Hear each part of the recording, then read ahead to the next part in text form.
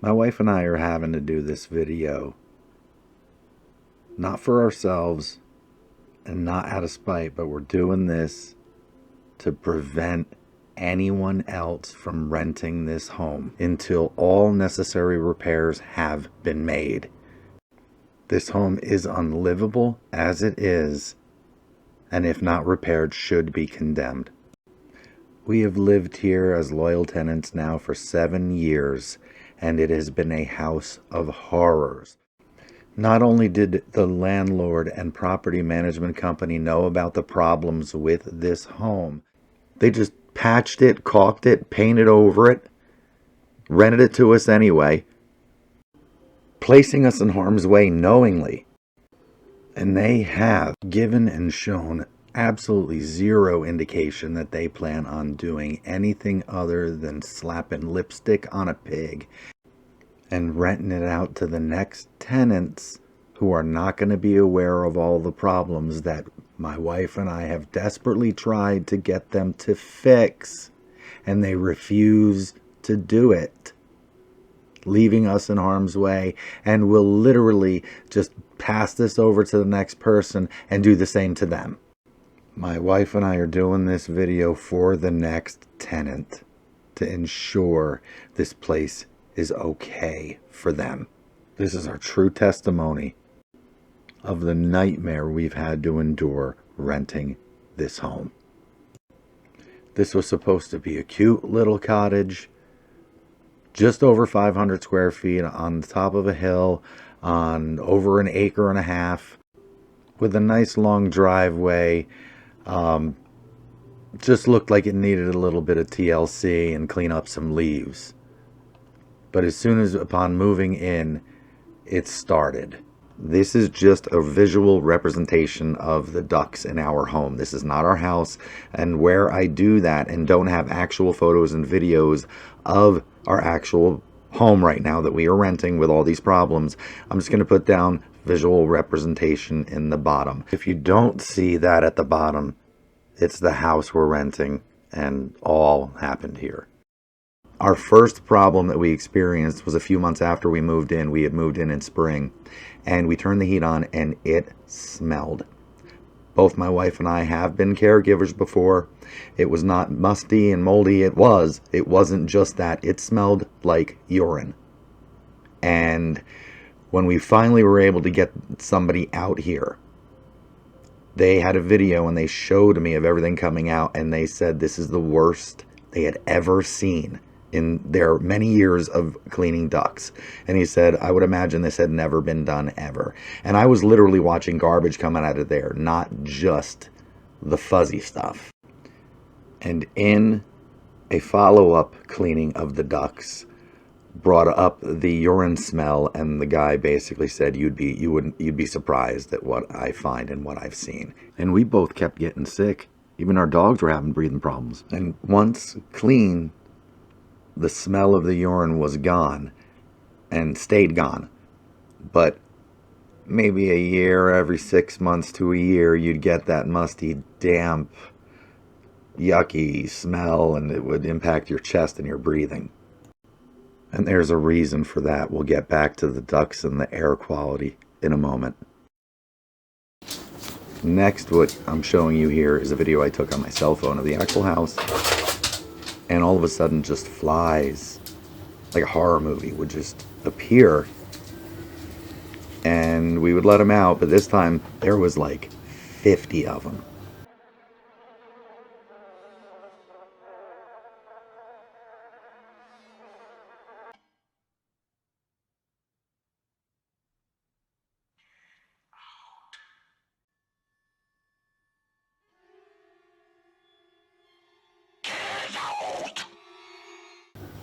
I mean, look at this. And it started getting spooky in here. What we found that was the cause of it is where this place just took a real downward spiral in our experience in living here. It's a nightmare. Look.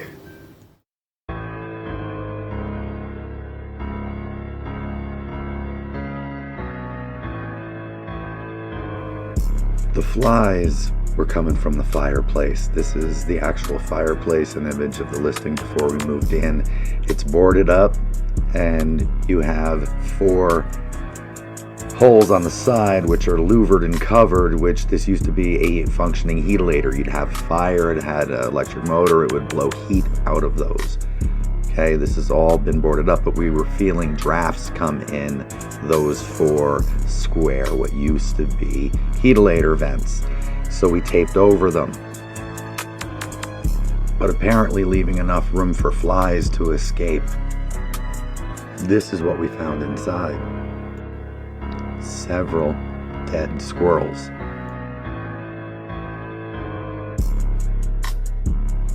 Some actually were flushed out and we let outside with a few nuts that we had laying around and seeds and stuff, and sent them on their way. The reason why these things were all of a sudden trapped is because prior holes in the walls and in the roof had been sealed. Even these vents in the fireplace now, because we kept getting and still keep getting bats in the house.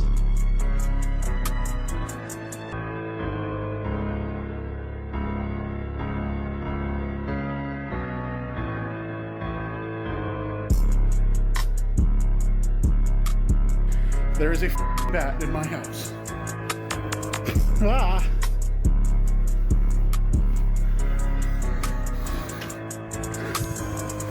I don't know how to catch it.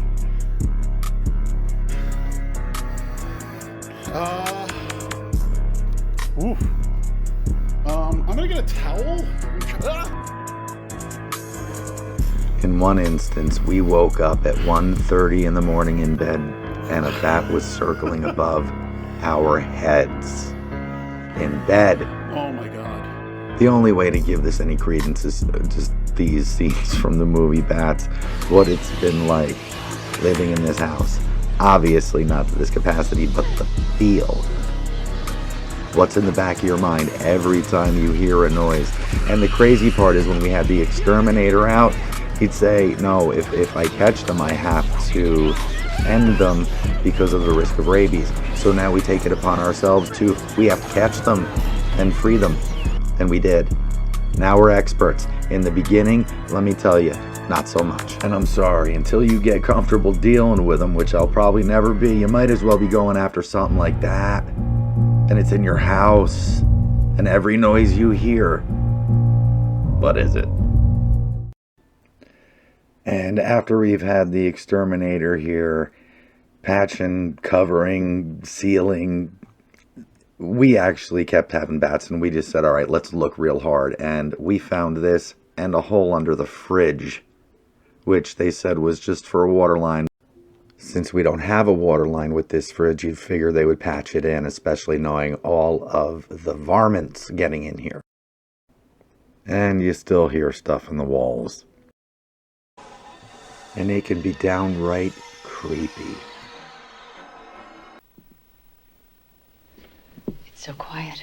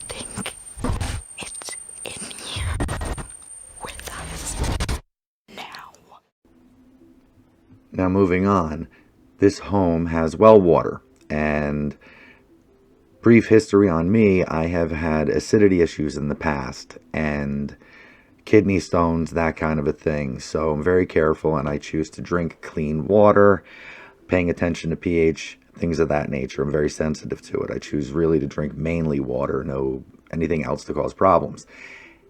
And the water began to taste funny and started to have a little bit of a tint to it.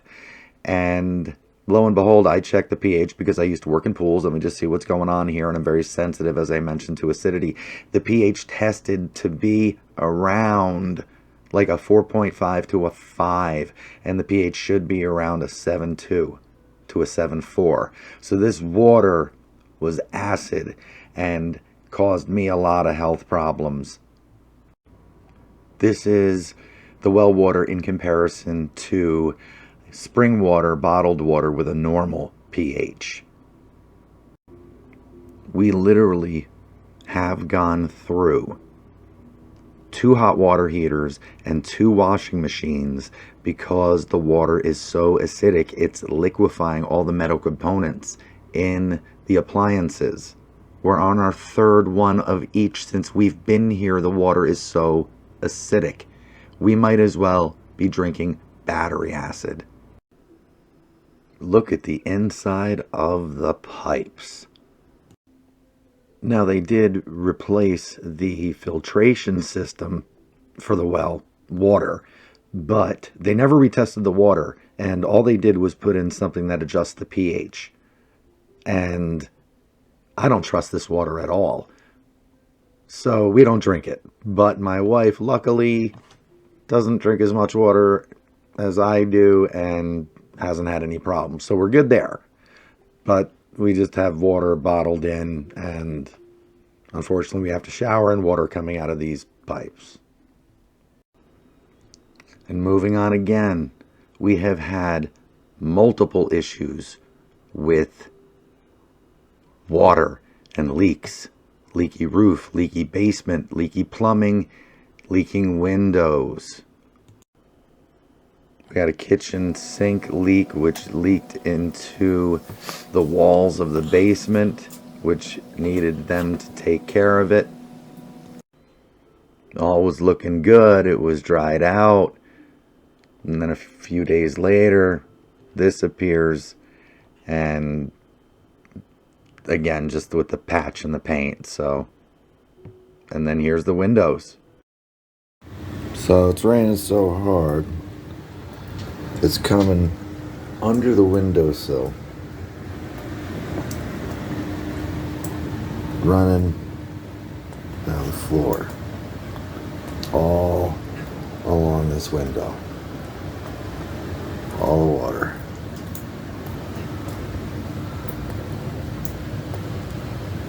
It's actually come around, like here you can see it's wet. All wet here.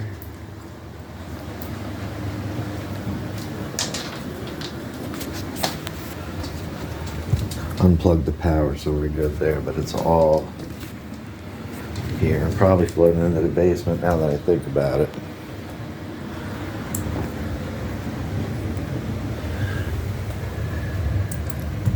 All water under there.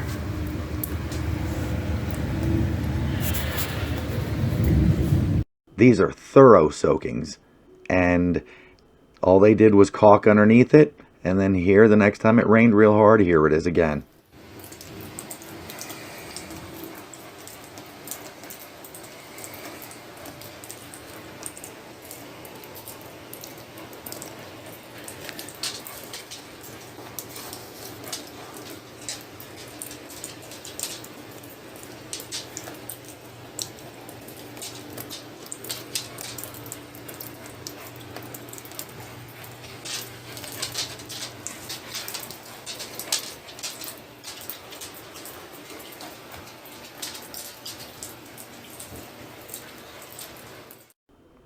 And this is what's jammed in the windowsill when you like pull up the window and look. It's just like everything's going in there, including water. And there's mold. So we're getting scared now that this is just filling up with water. And again, everything gets reported and nothing gets fixed correctly. And upon closer inspection, all that water is going in between the siding and the wall.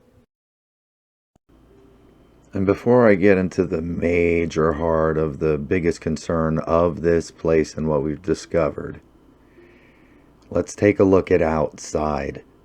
Outside, if you look, there's an awning and a walkway like a bridge, and there's like a 7-foot drop. Should that fall, you're going down.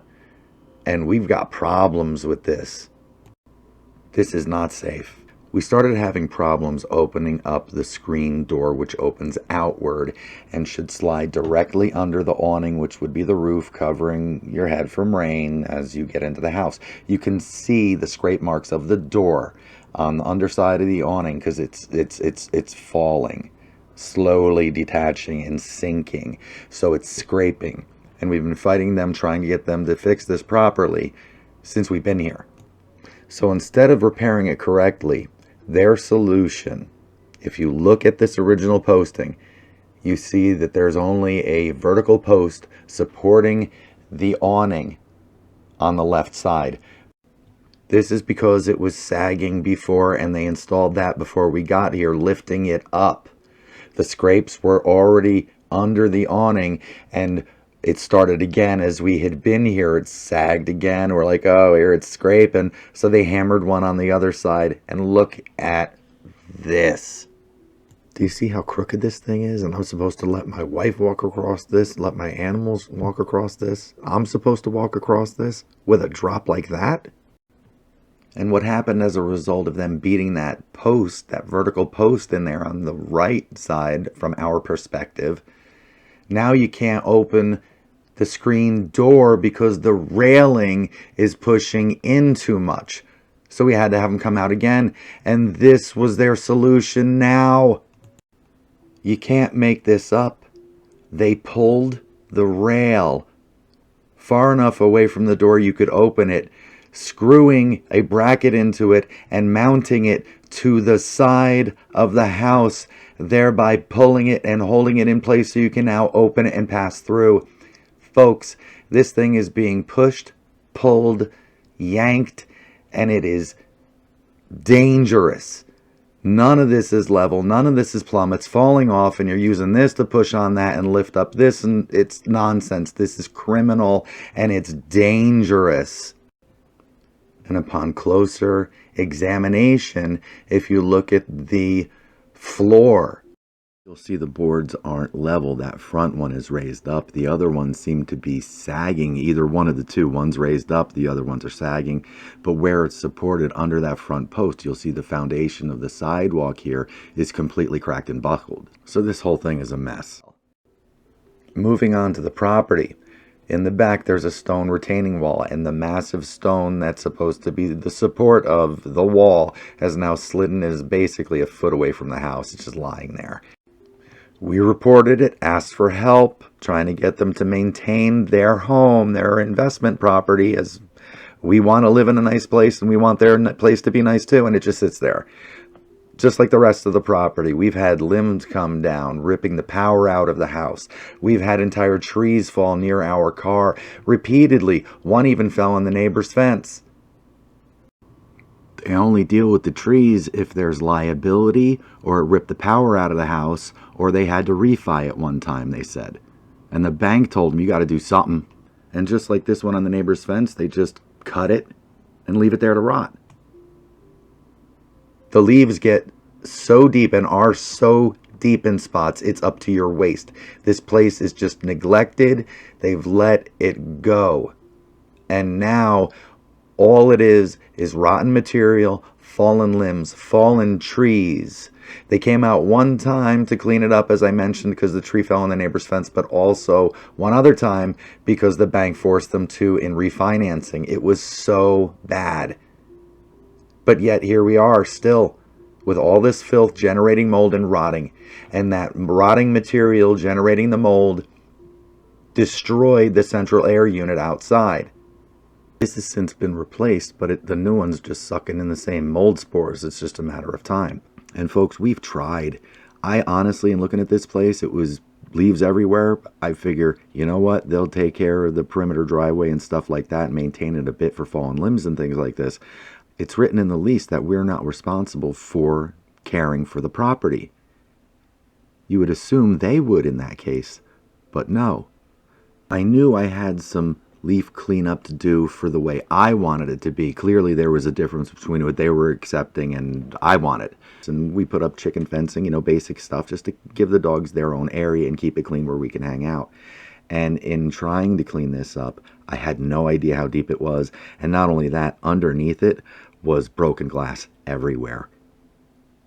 Not only that, but like buried garbage, bags of garbage. So it's like it's a dump buried under leaves. Long story made short here, we started to see the writing on the wall that this place just had too many problems, and we kind of felt unclean here. It had been let go, and the house was really gross on the outside too, with just mold and mildew and filth. And we had asked them to power wash it. They did when we originally moved in. A couple of years later, again, it gets dirty really fast, and they came out and they started to do it, and when they were doing it, water came in the window, so they stopped and left, said, oh, we'll be back, and they never did. So we had the feeling this is the last time we would have a little house in a somewhat private setting with land that we could enjoy. And my wife's birthday was coming up, and since they wouldn't deal with it, I just wanted her to at least finish out the time we spent in this home, being able to enjoy at least a small section of outdoor space. And bought a used power washer and began to clean it up the best we could. We couldn't do the actual foundation of the building, the cement structure at the base of the house, because the paint's peeling off everywhere. So we just stuck to the siding, which is in good shape, and just did that, and did the walk and a little cement pad that's in the front and the back of the house, just to make us feel clean. And so I didn't have to feel bad that my wife had to come home to this every day. We even bought a used wicker set, plastic wicker, that we could actually put out there once we cleaned it up, so we could actually enjoy it outside. She could enjoy it for her birthday, and we could at least enjoy it for what we felt and will turn out to be the last summer and fall that we will be here. And we did enjoy it. However, in the cleanup, we did notice the roof had issues and looked to be in a state of disrepair, rotting. So we alert them of that. Nothing comes of it, obviously. But shortly after, we get this. A text from Kiely Properties saying that there needs to be a pre-inspection by a painter to prepare for lead inspections performed by the state. This seemed odd, and we replied back, why after 7 years? Plus you told us in the beginning that this was a lead paint-free home. And came back saying that, no, we got to inspect it for cracks and peeling paint and things like that to make the necessary repairs before the inspection happens. That's different from lead paint evaluation. Anyway, appointment's made, painter shows up and gives us a grand tour of all of the problems in this house, beginning with the black mold spewing out of the air vent in the air ducts. He took the faceplate off and showed us this. And now we know why we're constantly getting sick and I can't heal. Continuing through the house, he's showing us water damage and mold. We had water squirt out of the wall just from leaning on it. He even exposed prior damage that had been patched over and painted over. And in doing the repairs, this closet, the closet in the bedroom and where we lay our heads under the window by our bed, these are the biggest and wettest areas. He showed us this is wet. He took the spackle off and all he did was repatch over it and paint over it. And if you look, Look at the condition since he did it. This is already soaking wet. Same with the area by where we lay our heads and sleep. It's even worse than it was before. And he didn't do anything with the patch job, the previous patch job over the closet. He thought that was okay. That was then. This is a few months later. It's soaked now. Even the door frame where it connects to the wall is now cracked. And we have new problems in the paint. Now the ceiling paint is showing visible cracking through everything. So they have done some serious patch over and know exactly what's going on with this place for a long time and rented it anyway. At this point, the painter moves on and we're waiting for them to get in touch with us about mold cleanup. The painter says he will speak to them. We don't hear, so we email with images, and naturally we wait, and we wait. Finally, we get a phone call, naturally nothing typed in writing about this. And Andy Kiely of Kiely Properties states to me and my wife, yeah, it looks like we're going to have to do some serious remediation and renovations there, but we can't do it with you there. So we said, okay, well, we're obviously going to have to move. We need our security deposit back. He said, well, that's not a problem. The only problem is you need to be out first because people tend to leave things behind, and that'll be concern of us and the landlord. So we said, fine. And he said he would offer a letter stating that we could break the lease early, and he would send a letter stating that we could do that and get our security deposit back. The letter didn't come for 2 months. In the meantime, we requested that the ducts be cleaned immediately, and they sent out somebody to clean the ducts. We couldn't turn on the heat. We refused to. It was getting cold. The first group he wanted to send couldn't get there soon enough, so he sent a backup group. These people were kind and cared about our well-being, reported back, and showed us all of the problems and mold that was everywhere in the house, including water and the attic and everywhere. And we were blown away by what we were shown. And what he had said was everything needs to be remediated or thrown out. There's nothing you can do, and you can't stay in this house. This will kill you. He reported this to Kiely Properties, to Andy Kiely directly, and basically we never heard from them again.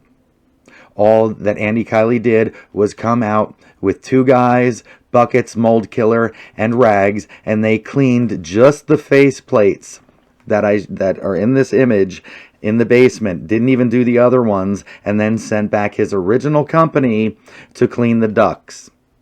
That's it. Then we get the letter from his lawyer about vacating the premises. The letter basically states they don't believe there's any mold in the house whatsoever, even though they just cleaned it up themselves and have all the pictures of it and were told the whole home needed remediation. And all of the problems we've reported with images. Madness. And it doesn't mention anything about returning of the security deposit, and it only gives us 2 weeks to leave. It gave us a window to leave. Madness. Folks, this place is so wet. The floor, this laminated floor that is in the living room and in the bedroom, bowed to the point where it lifted about 4 inches from the floor. They had to come out and cut it down and said it was moisture, it was humidity, not that the water was pouring into the house like this. This is crazy. You can see the moisture damage at the seams in places. So we got to testing for mold to see what we were dealing with. And this place tested for mold everywhere. Every place we put the petri dish, everywhere. The ducts, open air, everywhere. Even swabbing, surfaces. And what we found, black mold and all sorts of horrid nightmare stuff. Many different types of dangerous, life-threatening molds. Listen to this. The first 2 mold samples contain Penicillium citrio verde and Aspergillus rigilans. Penicillium citrio verde, under specific conditions, it may act as a conditional pathogen causing human infections and posing a threat to human health. Aspergillus rigilans, For people with weakened immune systems, it can cause invasive infections such as pulmonary infections, sinusitis, brain abscesses. In severe cases, it may be life-threatening. And unfortunately, I happen to have a compromised immune system. I used to run a cement mixer and would mix cement with vermiculite in building swimming pools, and that contained asbestos. So I was diagnosed with asthma when I was much younger. The next batch also tested for what we already covered, those first two strains of mold, but also Penicillium veridicatum and Mucor. Penicillium veridicatum may become a conditional pathogen under certain conditions, causing human infections, especially in individuals with compromised immune systems. Mucor is a conditional pathogen for people with weakened immune systems, such as AIDS patients and those who have undergone organ transplants and are taking immunosuppressants. Mucor may cause severe infections such as mucormycosis, which mainly affects the lungs, sinuses, brain, and other organs, progresses rapidly, and has a high mortality rate. The last grouping of tests contains the same, but also Penicillium expansum, Penicillium glaucum, also containing Aspergillus Niger and Aspergillus terreus. Aspergillus Niger being the black mold. Penicillium expansum may pose a threat to human health, leading to food poisoning and symptoms such as abdominal pain, vomiting, and diarrhea. Penicillium glaucum says the mycotoxins it produces, if ingested by humans, may cause damage to the liver, kidneys, and other organs, and may also have potential hazards such as carcinogenicity, which means producing or tending to produce cancer, teratogenicity, which is relating to or causing developmental malformations, and mutagenicity, the capacity to induce mutations in the body. Aspergillus Niger, it says, individuals with compromised immune systems are susceptible to opportunistic infections by Aspergillus Niger. It may induce pulmonary aspergillosis, presenting symptoms such as coughing, chest pain, and breathing difficulties. It can also lead to sinusitis, causing nasal congestion, runny nose, and headaches. Furthermore, some strains produce ochratoxin, which is highly toxic, and a nephrotoxin. Long-term intake of contaminated food with this particular mold, or breathing it in, obviously, can lead to accumulation in the body, damaging the kidneys, increasing the risk of kidney cancer, and potentially causing teratogenicity and mutagenicity, which we've just covered. Moving on to Aspergillus terreus, it states some mycotoxins produced by this mold may pose a threat to human health. For example, long-term consumption of contaminated food or long-term exposure of breathing this in may affect the functions of the human immune system, liver, and kidneys. We've done our best to get them to fix what really should be fixed. This is common decency, and this is criminal what's happening here, and that's why my wife and I have spent the time trying to get them to fix it for the next person, and since that they won't, we need help in exposing this and getting the word out that nobody rent this house at 519 Ely Harmony Road in Millstone, New Jersey until it's been completely remediated. And as you can see here, my wife and I have both tested for Aspergillus Niger in our blood. This is not a sensitivity test. We went to Pennsylvania to get an actual black mold test, and both of us have tested for this in our blood. We are sick. Now, shifting gears here, I gotta talk about experiences here and with the property management company and the people that they would send.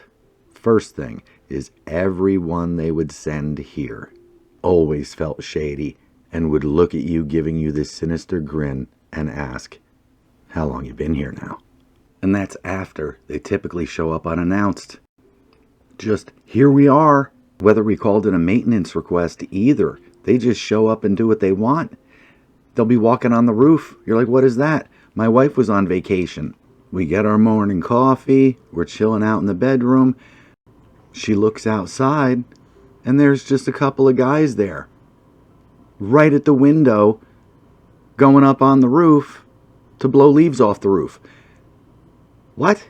You won't take care of anything here, but you're going to show up unannounced and just do this? We're not an apartment. This is a house. That's illegal. You got to give 24-hour notice. Period. It's happened so often, we don't feel comfortable leaving here. And we complain every time, and they keep doing it. And every time they come back with a new lease, we stipulate 24-hour notice must be given, and it continues to happen. And that doesn't even count how many different times since I've been home hurt that I've seen people in white vans pull up all the way up to the top of the driveway, sit there, see me looking at them in the window, and then slowly back away and leave. Numerous occasions of that. What were they going to do here?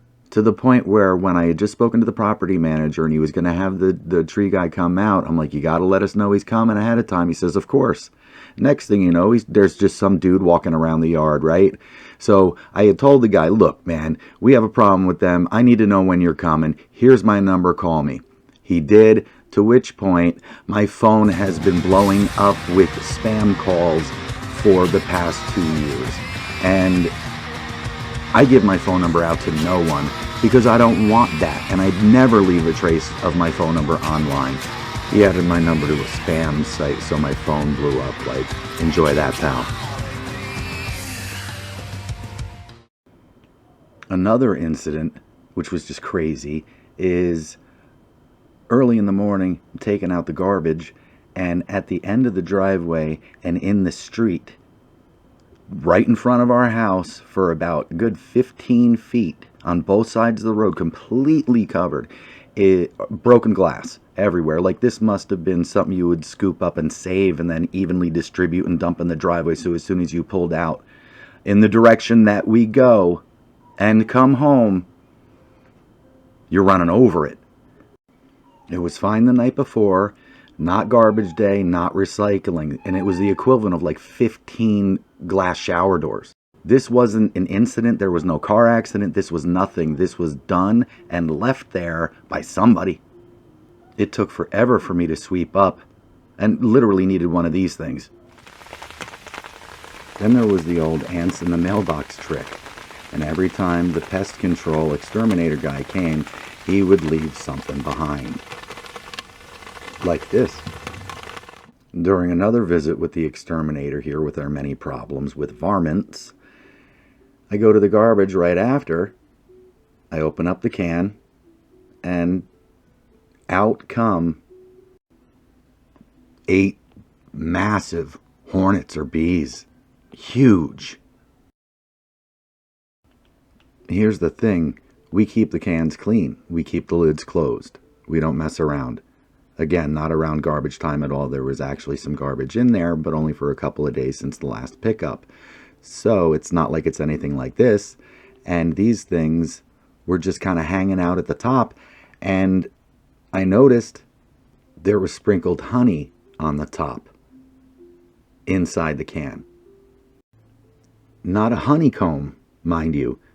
Loose, like spooned out honey.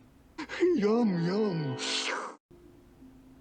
And folks, what happened next is where it gets scary. If you are under the thought process that black magic, paganism, Satanism isn't real, why then are there spells to be purchased by witches on Etsy? And some of them are nasty. Make them suffer spell, curse enemy spell, curse and hex your enemy. There's spells to get over on women or guys to get lucky. There's also karmic revenge and hex your enemy. This is black magic. This is pagan satanic witchcraft. And here's another site where you can buy the supplies for casting your spells. And this is scary stuff, what I found on here and other sites. Take a look at the shopping cart that I put together here. Wolf's eye, chicken's claw, shark teeth, bat's eye, a voodoo doll. Also, you have swallow's eye, which is a bird, bat head and heart, and black cat eye. These they call roots. They're saying that they're not real, but the swallow's heart doesn't indicate that it's a root. Also selling porcupine quill pens with apparently imitation. It says it's not real. Bat blood, dragon blood, and dove blood. But they're selling animal parts because you've got literally chicken claws, alligator claws, shark teeth, white water buffalo teeth. They even sell destroyer oil, which would be the opposite of anointing oil in the Bible, and graveyard dirt. And apparently what we're dealing with is the real thing. Nothing fake about it. When the exterminator pest control guy left, and he had also left the present in the garbage container with the bees that were massive, or hornets, he left on my driveway a dead robin on its back with the heart and all of its innards missing.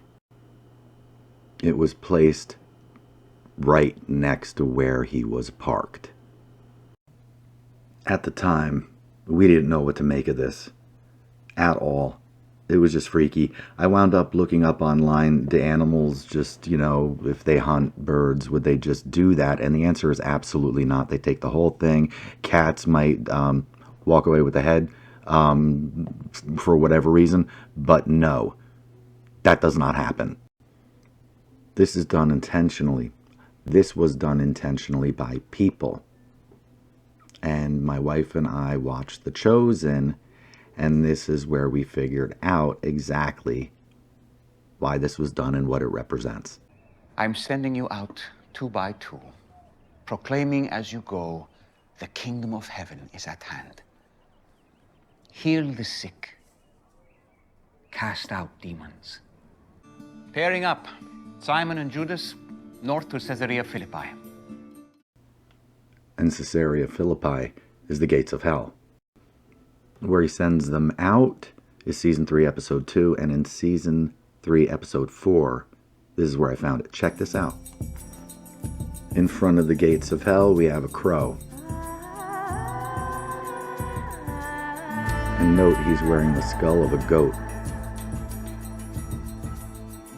He's got the devil horns, robe, garb, and there goes the heart to go into a literal cauldron with the rest of the contents of the belly. As above, so below. What he's doing is warding off death.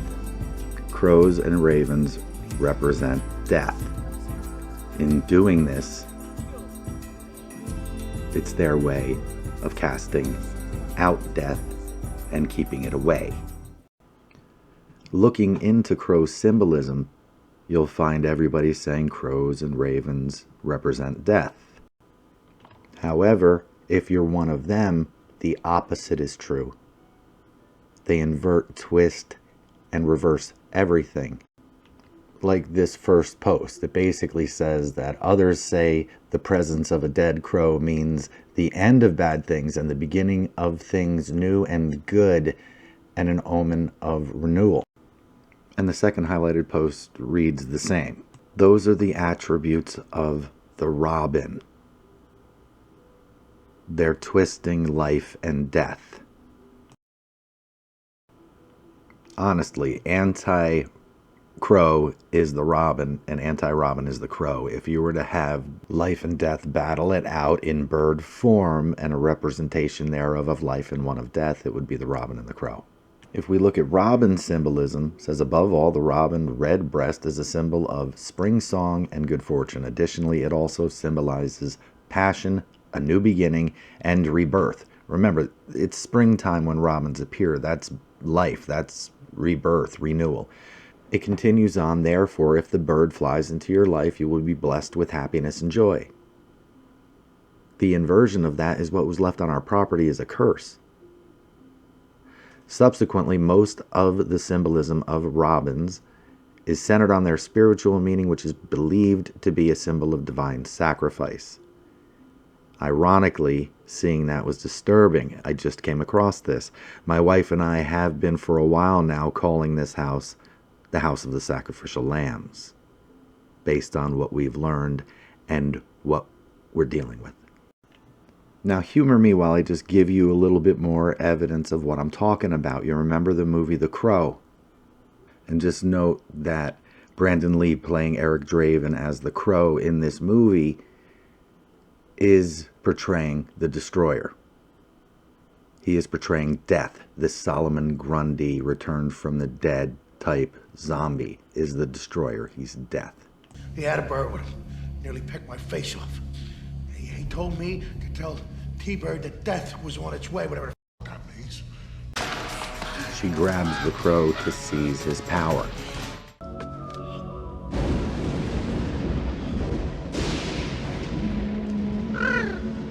This is all the power you ever had. Now it is mine. Caw, bang! I'm dead!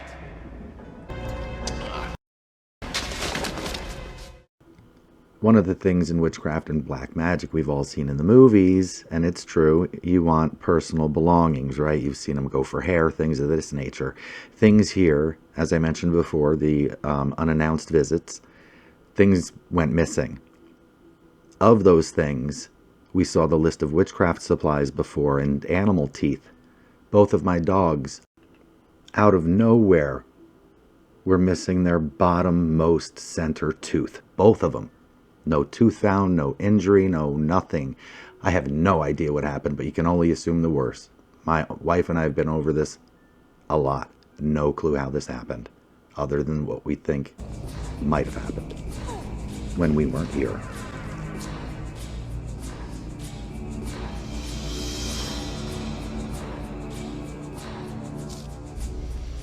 What is that, some sort of souvenir there from your pal? I'll just keep it for good luck, what do you say? And here is where they show you this is witchcraft. You have the guy on his back with the crow on his chest where the heart would be.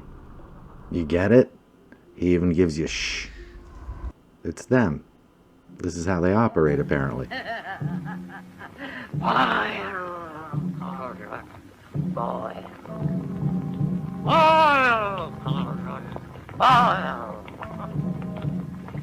Death, within your depths I see a one who dares to rival me. Brew the magical recipe. Boil, cauldron, boil! Dip the apple in the brew. Let the sleeping death seep through.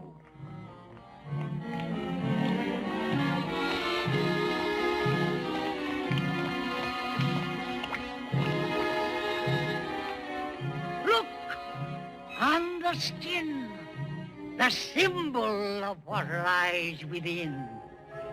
Now turn red to tempt Snow White to make her hunger for a bite. Have a bite? It's not for you.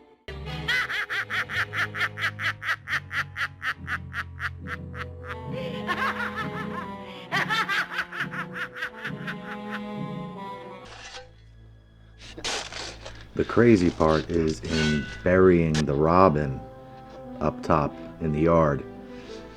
Shortly thereafter, everything we had planted died. With all of this, the whole feel of this house became evil.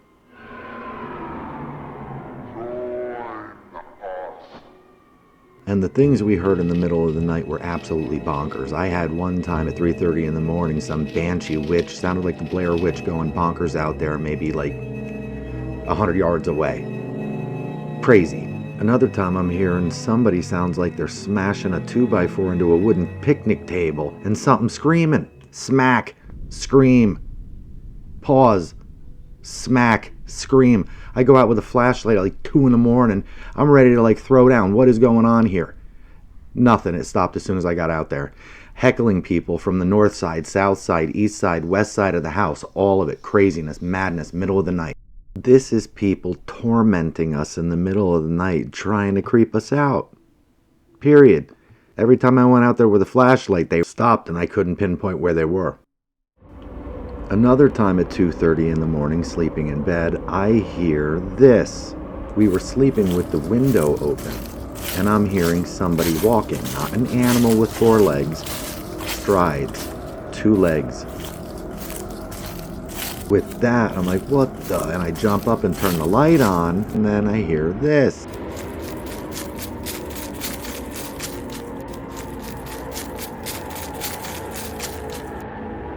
And by the time I'm up, of course, gone. However, 2 days later, I'm sitting outside during the day and hearing what I believe are locusts.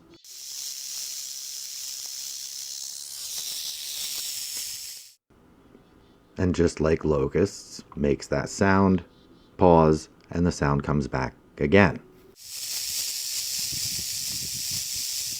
This time it just sounded different than what I recall locusts sounding like. Similar, but different, oddly close. I'm paying closer attention now, and I hear it for a 3rd time, and I look to my right, and within 5 feet is like this 7-foot long black timber rattlesnake staring at me like it wants a piece. And I just slowly backed away, gonna go get the rake. By the time I got it back, it was gone.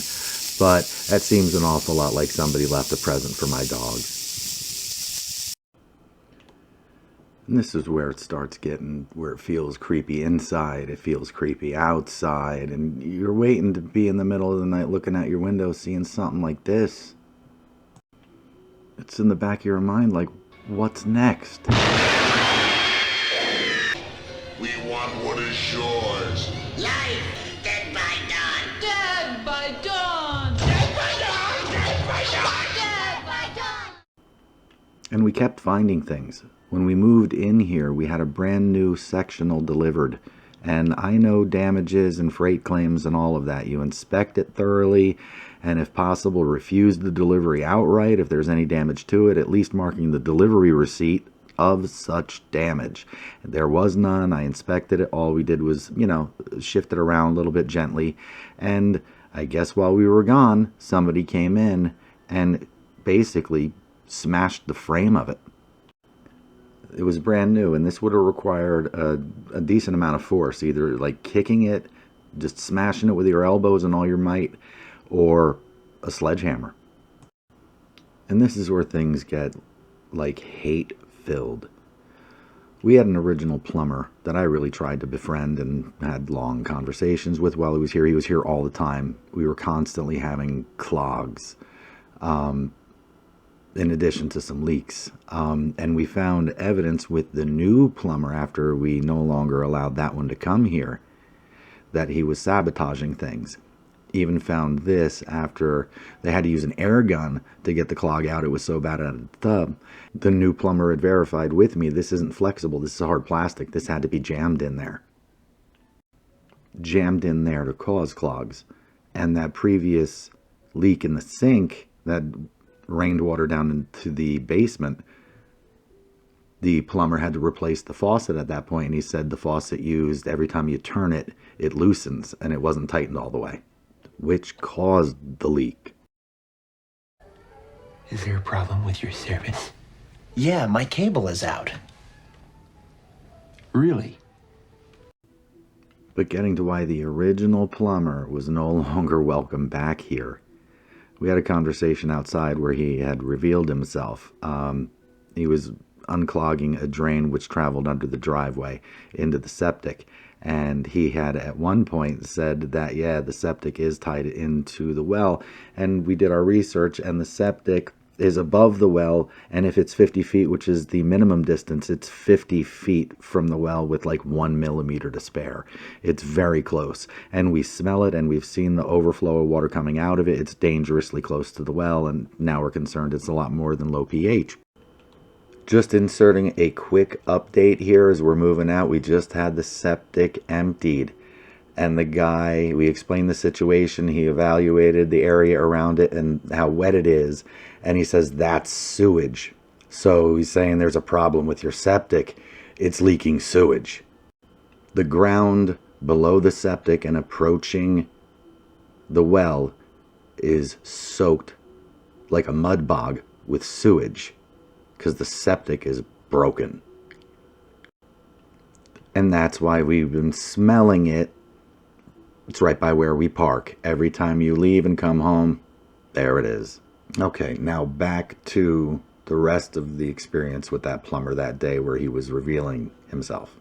He had also turned around at one point, spun around, just looked me in the face and said, "Pick the locks like last time? Never mind, I got a key." And I look at him, and I'm like, "What?" And he goes, "Oh, I'm not talking to you." I look around, there's nobody else around. His kid, who's working with him, is like on the other side of the van, and he's looking dead at me. Anyway, he just BS's me and says, "No, not you, nothing there." At which point, he and his kid say they got to check something inside. And I was doing laundry while they were here. I had a second load ready to go in. They threw a unused condom in our laundry basket that I found when I went to flip the load and do the next load. And then they lied about it, saying they never even entered the house. They were no longer allowed back. They tried to ruin our marriage. That's evil.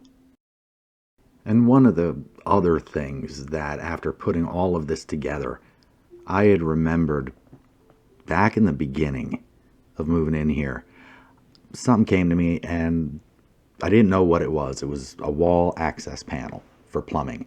And I just opened it. And in there was a hypodermic needle left there. So I reached out to the landlord, like, what is going on here? And just let him know I found it and got rid of it. Don't want any problems. And I used to party with the best of them, but, you know, never needles. That's hardcore, scary stuff. And I got to thinking why this might have been left there. And in our lease, they kept trying to say that they could come whenever they wanted and enter the premises, that the plumber could.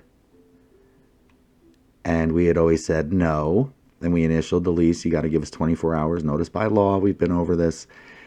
But I thought of what would be the insidious dark side of why this was left there, and could this have been left there as a trap? And I looked up eviction law. And what we found was, sure enough, they can evict you for hardcore paraphernalia. And that's another way to hurt people. Not only eviction stays with you, plus the potential legal ramifications. Well, isn't that special? Don't mind me, I'm only the plumber. And who could it have been? Let's see, I don't know. Let me think. Let me knock on Mr. Noggin. Who could trick us into doing that? Could have been Satan.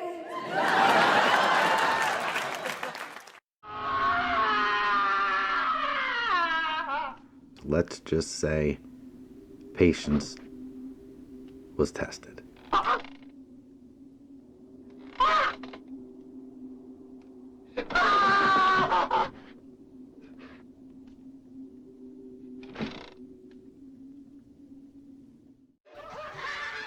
Over the past 7 years, this place has become nothing short of a house of horrors and fun house, run by crazy people. This is a madhouse run by psychopaths. This rental home has become spiritual warfare.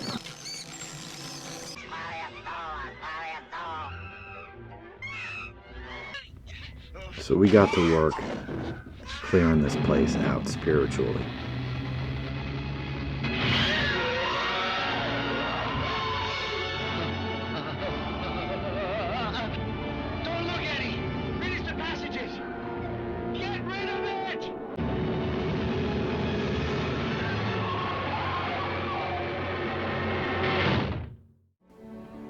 But let me tell you something.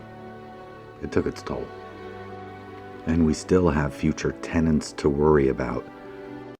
And in reaching out to the township to alert them of this place and report complaints of the conditions, you can read the voicemail from the clerk.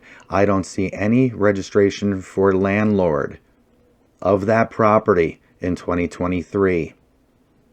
We spoke then also submitting complaints to the health department, and the gentleman told us there is no CO on record for this rental home, meaning certificate of occupancy. The ability legally to rent this place has not been given from what we know at this point. So this might be an illegal rental. And we as of yet have not had anybody come and inspect this place or heard back from that previous correspondence from the health department. However, we did report a concern to the Millstone Township Code Enforcement Department for somebody to come out and inspect this place. And it was immediately opened and immediately closed. With no explanation why, no follow-up, just done. We are begging for help in exposing this landlord and property management company for what they have done, and to make sure this never happens to anyone again.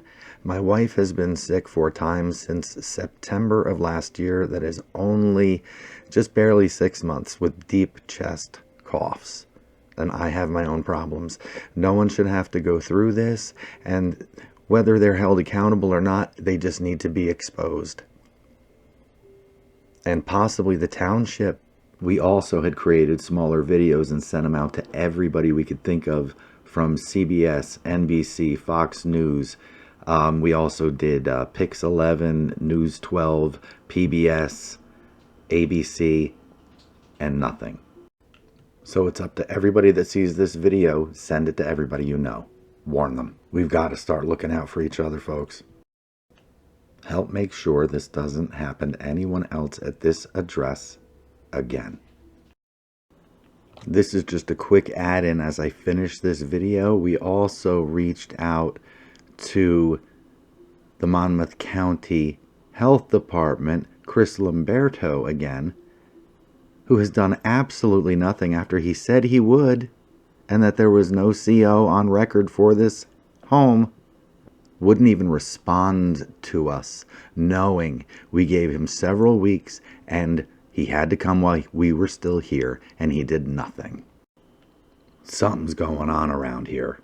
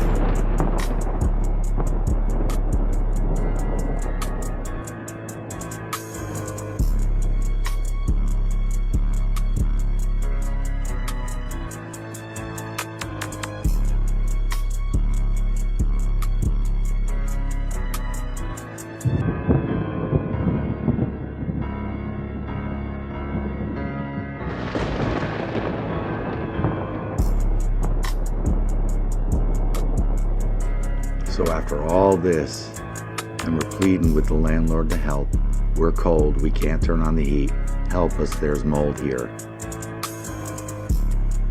And he lies about it, and plays with us. He wants nearly 10% more money in rent and a new annual lease sign. So, do we have a deal? Excellent. Now for the paperwork. Sign away.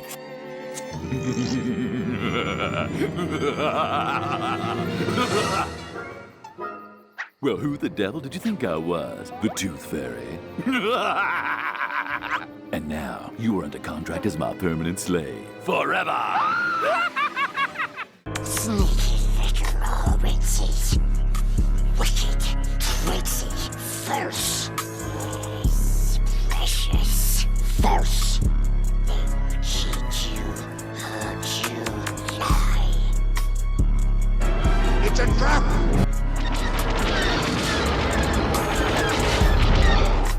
Yeah, nah. We laughed and sent a letter disclosing everything in our notice to vacate, which we already had, but just a good recap of everything, rebuking him in the name of Jesus. And folks, we've reproved them gently, we've rebuked them firmly, and now, like the good book says, we have to be watchmen. As if we see danger, we have to alert others or everybody in the same circumstance. If they don't warn the danger is there, they are held to account just as harshly in judgment as the perpetrators of the danger themselves. So, and just general concern for the well-being of the next tenant. I simply cannot give a good review of Kiely Properties, to say the least. I'm being very gentle right now. I will never rent from them ever again. Avoid them like the plague, personally, and I can't recommend renting from them or 352 Monmouth Rd LLC or Freehold Property Owner LLC. And if you do choose to rent from them and you see it is this house, make sure that it has been fully remediated. Because truth be told, this house as is should be condemned and a knockdown and rebuild. And that goes for the plumber too, the first plumber. Can't recommend him. Wouldn't do business with him ever again, unfortunately. And the one thing that really bothers me looking back is we had a conversation, actually several conversations, because he was here so often, about faith. And he steered one conversation, directed it to talking about what would you do if your family was attacked. And I had said, I'm a protector. I used to bounce. I used to be a bouncer and took it very seriously and protected people. I said, nope, not going out seeking vengeance. Vengeance is not mine. That being said, if someone is putting my family in harm's way or endangering them, I'm going to deal with that mercilessly. He just says, anybody does anything to my family, I'll kill them. Go out, seek vengeance, kill them. Looking back at that makes me angry. I just want him. My mind has gone to dark places with this. We have both shown tremendous restraint in this situation.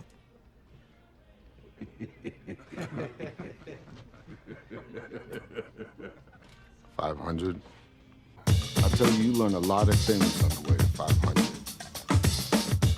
None more important than this. I am the one. Ezekiel 25:17. The path of the righteous man is beset on all sides by the iniquities of the selfish and the tyranny of evil men. Blessed is he who in the name of charity and goodwill shepherds the weak through the valley of darkness, for he is truly his brother's keeper and the finder of lost children. And I will strike down upon thee with great vengeance and furious anger those who attempt to poison and destroy my brothers. And you will know my name is the Lord when I lay my vengeance upon thee.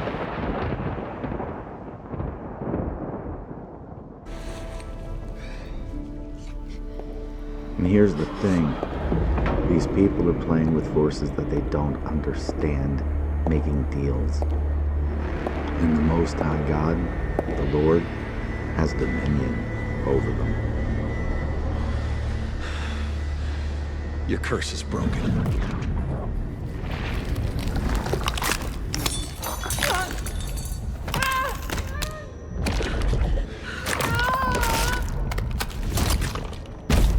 You promised the demon a soul.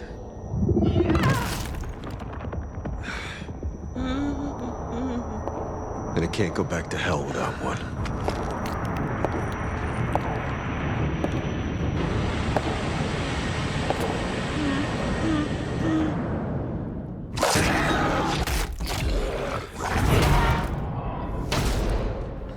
Through Jesus, our faith and our love won. But it did take its toll, and most of our belongings are now being placed in a dumpster. Things that we've had from when we first got married. But if anything, this strengthened our faith. The Lord sent us here 2 by 2, and in the end, God will provide. Bless you all in Jesus' name. A building gets torched. All that is left is ashes. I used to think that was true about everything. Families, friends, feelings. But now I know that sometimes, if love proves real, two people who are meant to be together, nothing can keep them apart.